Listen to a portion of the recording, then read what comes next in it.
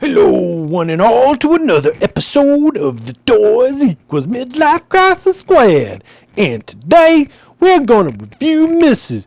Jodie Jim Shooter Craig. Yeah, I bet you didn't know that she was named after Jim Shooter from Marvel Comics. But that's where she got her name from. Woohoo, yeah.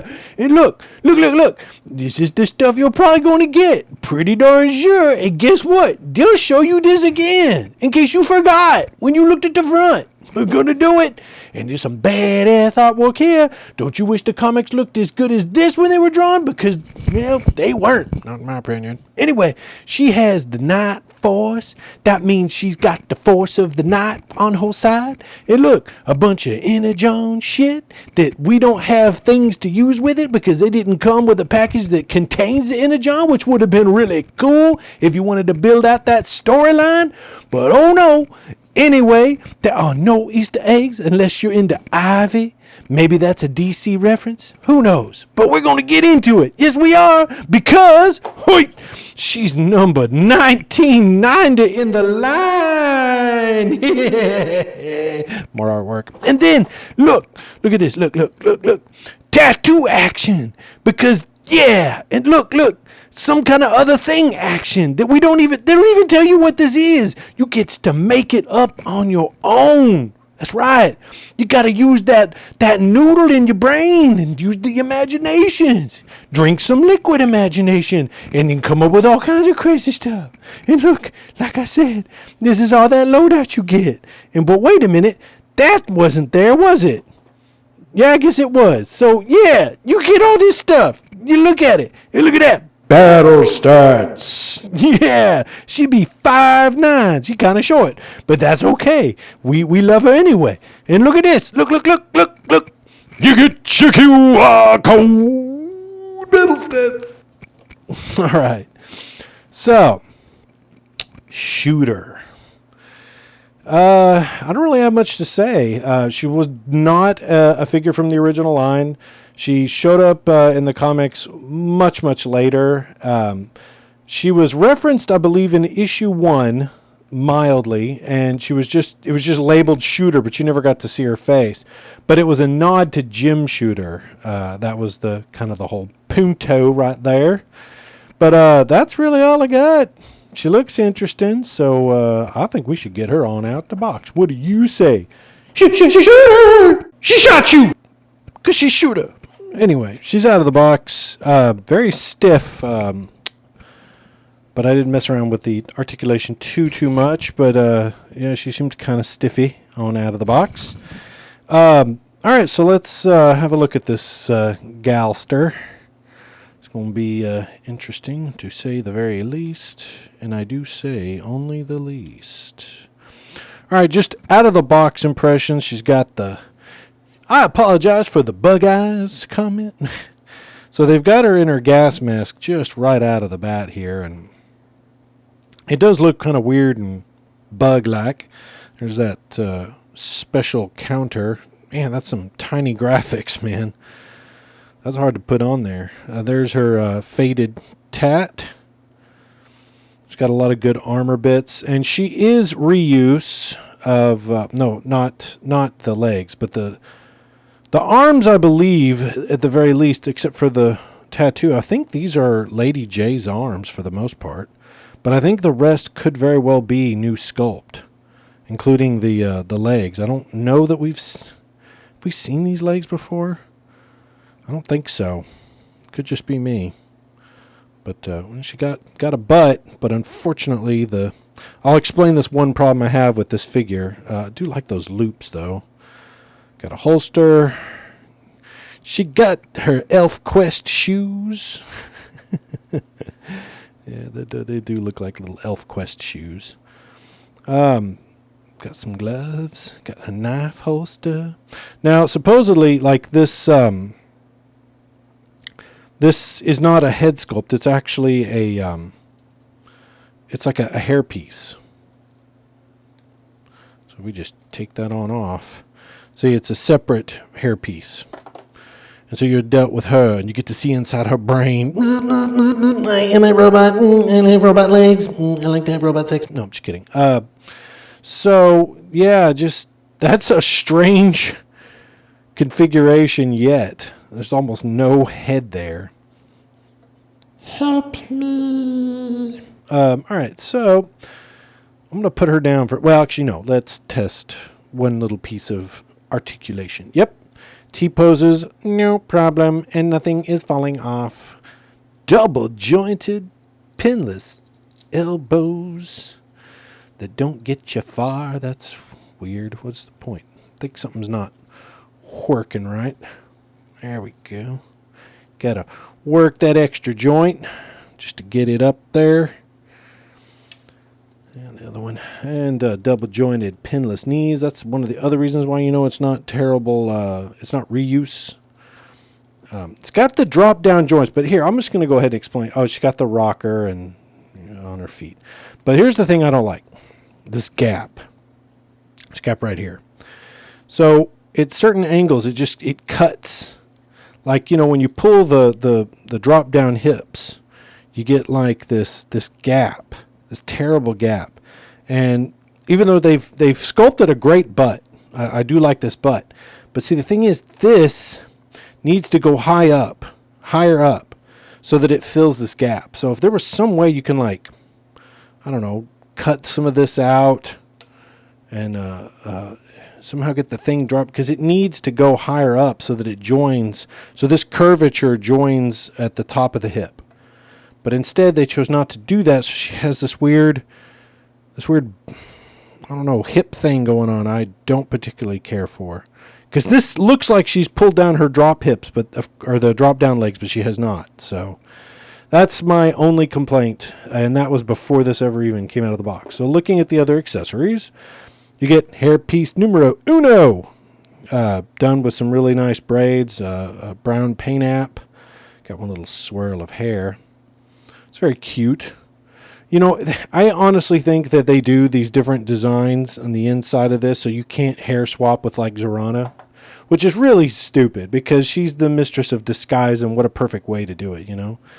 And here's yet another hairpiece, this time with a braid with a little bit of a paint app, but not much. This is probably the hair I will use with her. Let's see how that fits.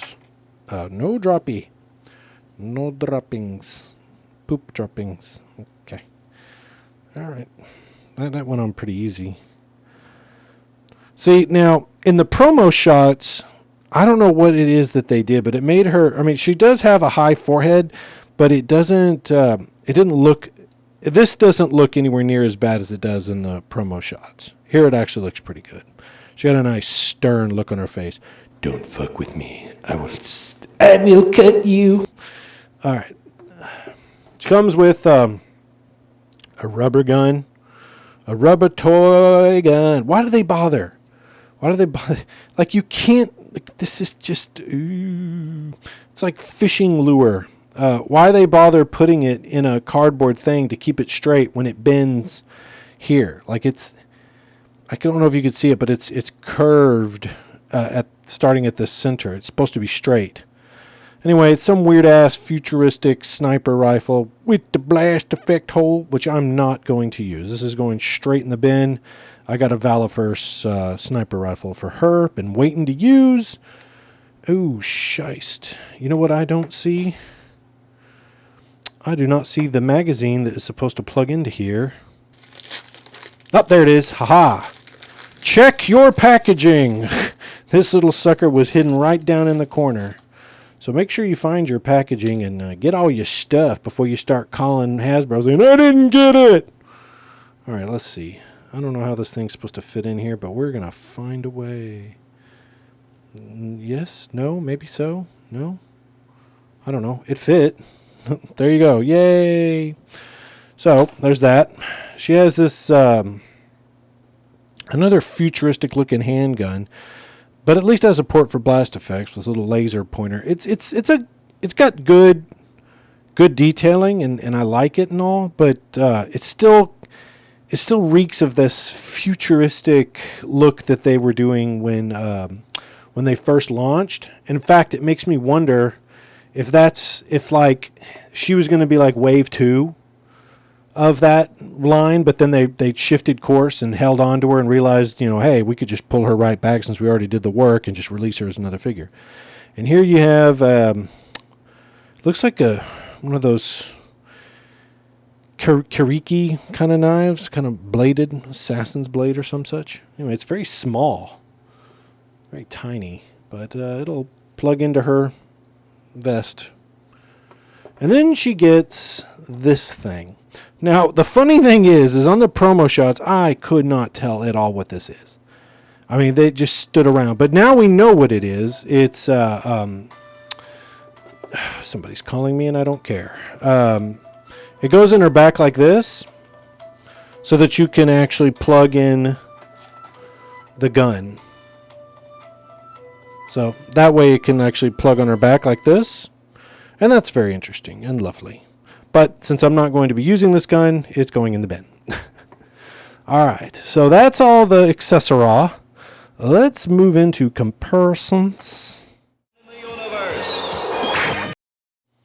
All right, first up, the ladies of G.I.joe that we have so far. So here's this first release, Scarlet, and CoverGirl and the Lady of J. So as you can see, yes, the arms are reuse from Lady J. And you would think that they might have used Scarlet for her legs, but they're not. And in fact, actually, later on when we get Helix uses these legs.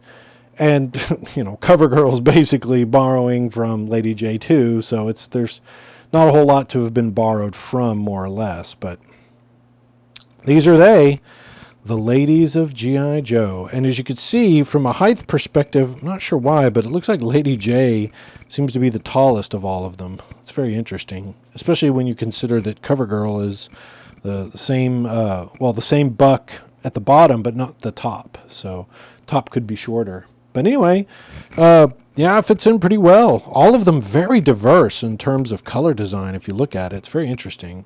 And also one of the things I wonder is that if she's Nightforce, are they planning to re-release her as like a standard standalone version? Or is that's just her deal? She's just always Nightforce. Who knows? Let's check some other stuff. Well, if we're going to do the ladies of Joe, we might as well do the ladies of Cobra, which aren't many. I mean, I know I could do the Valkyries, but just fucking going to go get them is a bit tough. So here we have the Crimson Strike Team Burnus, a review to come later, and Zarana. And weirdly, they are, they're tall. The girls of Cobra be tall, and the girls of G.I.joe be small. That's got to be intimidating, I just have to say. Didn't really expect that. We now return to the Transformers. All right, and how about some other Hasbro brands? You got the Pink Ranger from the remastered Power Ranger series and Tigra from Marvel Legends. And interestingly enough, they're taller than Shooter, which is hilarious because the Power Rangers are usually on the small side of everything, and that is interesting. So they really leveled the playing field here. Jodie is at supposedly 5'9". It's pretty damn small, but there you have it. Some very contrasting views there. The Transformers will return after these messages. All right, for the final comparison, let's do Snail Shell's Boba Milk Tea Girl and NECA's Renee from TMNT. Well, she doesn't really compare all that well to NECA, unfortunately. I mean, they're relatively the same height, but the proportions are all weird. But not too horrible on the Snail Shell. So there you have it. Very interesting comparisons, in my opinions. And you know what? Let's do some final thoughts. All right, and here I have her with the Valaverse Sniper Rifle, which is the weapon she is going to continue to use as I display her up on the shelves and I do the photographies. Man, again, I think I've said it before. It's not so bad, even with the weird hip flaws. I mean, I won't really know until I dig into the actual photography of how bad it's actually going to be, but I do still contend that if you could somehow move the legs up, it would improve this figure. But I halfway wonder if they did that to make her taller. Because I think that if they did make those joints sink in to where they match up, she would be very short. She would be like 5'8". But you know what? I could live with that. I could totally live with that. I'd rather have the booty beauty, rather than have her be tall. Anyway, we're going to move on to photos. Yes, we are. We're going to do it. Just you wait. Just you wait.